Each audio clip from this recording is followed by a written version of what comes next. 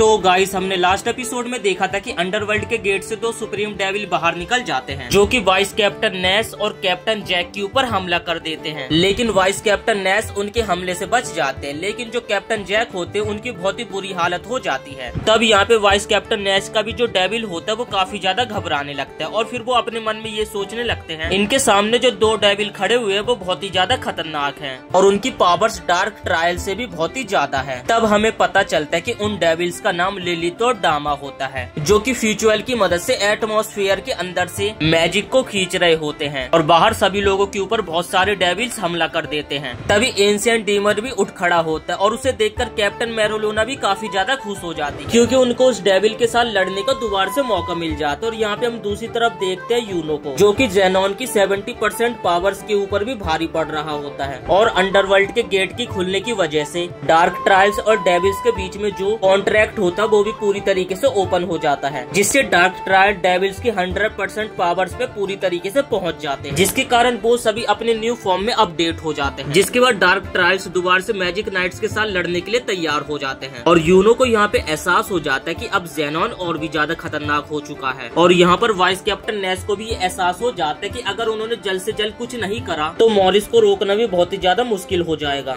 और इस टाइम को हाई लेवल डीमंस को भी अकेले नहीं छोड़ सकते हैं, क्योंकि किसी को भी नहीं पता कि आखिर ये दोनों आगे क्या क्या कर सकते हैं। और अगर इन लोगों को ये लड़ाई जीतनी है तो उन लोगों के पास बस एक ही हथियार है और वही हथियार इन्हें ये लड़ाई जिता सकता है, और वो कोई और नहीं बल्कि हमारा हीरो आस्था है। और उसकी एंटी मैजिक पावर से ही ये डेविल्स हार सकते हैं। जिसके बाद डांटे यूनो को चिंता करने से मना करने लगता है, क्योंकि उसके पास तो यहाँ से दूसरी जगह जाने का कोई और रास्ता तो है ही। तभी हम देखते कि वहाँ पे एक एंशिएंट डीमन प्रकट हो जाता है, जो कि क्लोवर किंगडम के ऊपर हमला कर देता है। तभी हम कैप्टन मेरोलोना को देखते, जो कि उसके सामने जो डीमन मौजूद था, जो कि वो आसपास के मैजिक को अब्सॉर्ब करके और भी ज्यादा स्ट्रॉन्ग होने लगता है। और दूसरी तरफ यहाँ क्लोवर किंगडम के ऊपर भी डीमन का खतरा मंडरा रहा होता है। तब विजर्ड किंग भी यहाँ पे डिसाइड करते कि वो भी अपनी पूरी पावर से उस डीमन के साथ लड़ाई करेंगे, जिसके लिए वो डेमनाकियों से उसका मैजिक उधार मांगते हैं। और दूसरी तरह हम देखते कि यहाँ पर सभी लोग डीमंस के आतंक से बहुत ही ज्यादा डरे हुए होते हैं और क्लोवर किंगडम के सभी मैजिक नाइट्स साथ में मिलकर उस डीमन को पूरी तरीके से रोकने की कोशिश कर रहे थे और लोगों को बचाकर रॉयल कैपिटल से दूर ले जाने लगते हैं। लेकिन इसका भी कोई फायदा नहीं हो रहा होता। तभी वो डीमन रॉयल कैपिटल के ऊपर हमला कर देता है और मिमोसा और उसकी कजन साथ में मिलकर उस अटैक को रोकने की कोशिश कर रहे थे, लेकिन उनकी ताकत भी यहाँ पे कुछ काम नहीं आ रही थी। तभी वहाँ पे एक और बंदा आ जाता है और उसे समझ आ जाता है कि वो भी उस डीमन की कुछ ही पावर्स को रोक पाएगा। तभी हम देखते कि विजर्ड किंग को बीच में आना होता है, जो कि एक ही झटके में उस डीमन के अटैक को रोक देते हैं। जिसके बाद जिम्नाटी और विजर्ड किंग दोनों साथ में मिलकर उस डीमन के ऊपर हमला करने लग जाते हैं और तभी विजर्ड किंग का टाइम खत्म हो जाता है और वो दोबारा से बच्चे बन जाते हैं। और तभी हम देखते कि वहाँ पे हमारे हीरो आस्था की एंट्री हो जाती है, जो कि अपने डेविल यूनियन मोड को एक्टिव करके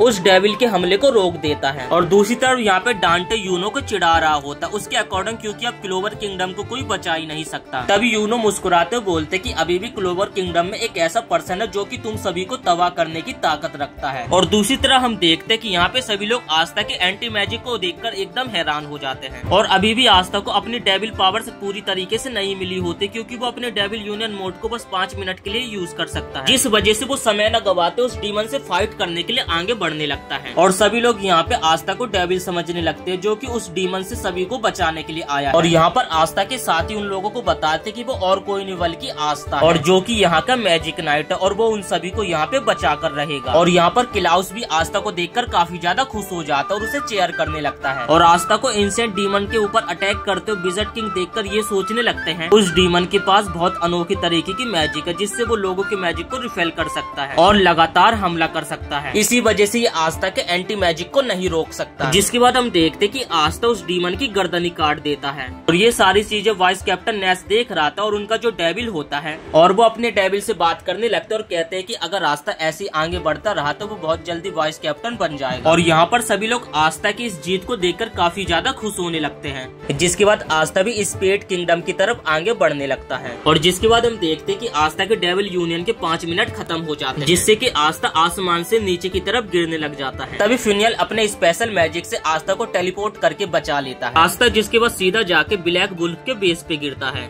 जिसके बाद वेनिसा कहती है तो तुम अकेले स्पेड किंगडम जा रहे हो, ये सच में तुम्हारी आस्था बहुत ही गलत बात है। और ये बात सुन के आस्था काफी ज्यादा एक्साइटेड हो जाता है। और जिसके बाद हम दूसरी तरफ देखते हैं कि डीमंस ने स्पेड किंगडम के ऊपर हमला कर दिया होता है और रेजिस्टेंस अपने लोगों को बचाने के लिए उन डीमंस के साथ लड़ रहे होते हैं। तब राइल्स और उसकी टीम रेजिस्टेंस का साथ देने के लिए आ जाते हैं और फिर हम देखते हैं कि राइल और सैली के जेली मैजिक के द्वारा वो लोगों को बचाने लगते हैं और बोल्टोल्स के स्पेशल मैजिक से वो उन लोगों को कहीं दूर टेलीपोर्ट कर देते हैं। तब यहाँ पे सैकी सोचता है कि वैसे तो मेरा ये काम है कि जब यहाँ पे कोई भी डीमन हमारे ऊपर हमला करेगा तो मुझे उन्हें ठिकाने लगाना है, लेकिन यहाँ पे सैकी की तो खुद ही फटी होती है। जिसके बाद हम देखते हैं कि डीमंस यहाँ पे रेजिस्टेंस के ऊपर भारी पड़ने लग जाते हैं। जिसके बाद हम देखते हैं कि वहाँ पे कैप्टन वर्मिलियन अपने सेलेमेंडर के साथ आ जाते हैं और उन सभी डीमंस को एक झटके में ही जला देते हैं। लेकिन हम देखते हैं कि यहाँ पे अभी भी उन डीमंस की तादाद काफी ज्यादा होती है, जो कि राल्स और उसके साथी के पास पहुँच जाते हैं, जिससे कि उन दोनों की बहुत ही गंदी तरीके से फट जाती है। लेकिन यहाँ पे रेजिस्टेंस अपनी पूरी ताकत लगा रहे होते हैं और उन डीमंस को हराने की कोशिश करने लगते हैं, लेकिन वो डीमंस तादाद में काफी ज्यादा होते हैं, जिससे वो रेजिस्टेंस के ऊपर भारी पड़ने लगते हैं। तभी हम देखते हैं कि वहाँ पे एक चमकती रोशनी आती है, जो कि एक झटके में उन सभी डीमंस को निपटा देती है। और फिर हम देखते हैं कि यहाँ पे नोवेल और उसकी टीम की एंट्री हो जाती है, जो कि बहुत सारे मैजिक नाइट उसके साथ में आए थे। तो अगर दोस्तों आपको 170 एपिसोड याद होगा तो बहुत सारे मैजिक नाइट्स जो होते हैं वो लोग एल्फ के शहर चले जाते अपनी आगे की ट्रेनिंग करने के लिए, और इसके बाद आगे हमें उसी के बारे में बताया जाता है कि इन लोगों ने वहाँ जाके आगे क्या क्या करा। और तभी हम वहाँ पे एक ड्राइव को देखते जिसे पहले से ही पता होता कि अंडरवर्ल्ड का गेट काफी जल्दी खुलने वाला है, जिस वजह से एल्फ के इस किंगडम को भी काफी ज्यादा खतरा हो सकता है। तो इसलिए वो लोग डिसाइड करते हैं कि वहाँ पर मौजूद सभी लोगों को वो लोग अल्टीमेट मैजिक सिखाएंगे, जो कि उन्हीं की मैजिक का एक एडवांस वर्जन हो। और वो परी ये भी बताती कि वैसे एल्फ के अलावा इस मैजिक को कोई भी यूज नहीं कर सकता, लेकिन यहाँ पे वो जितने भी लोग होते हैं उन्होंने हार्ड किंगडम में ट्रेनिंग करी है, जिस कारण जो उन सभी का मैजिक है वो ट्रू मैजिक में कन्वर्ट हो चुका है, जिस कारण उन सभी के अंदर नेचुरल माना फ्लो करने लगा है। जिसके बाद हम प्रेजेंट में आते जहाँ पे नोवेल और उसके सभी साथी उन डीमंस के ऊपर हमला कर देते हैं। और जिसके बाद हम देखते कि हार्ड किंगडम के माना के वजह से जो उन सभी ने अटैक किया था वो सिर्फ डीमन के ऊपर ही असर होता है, जिससे जो सारे ह्यूमंस होते वो बच जाते हैं। और ये देखकर सैली काफी ज्यादा खुश हो जाती है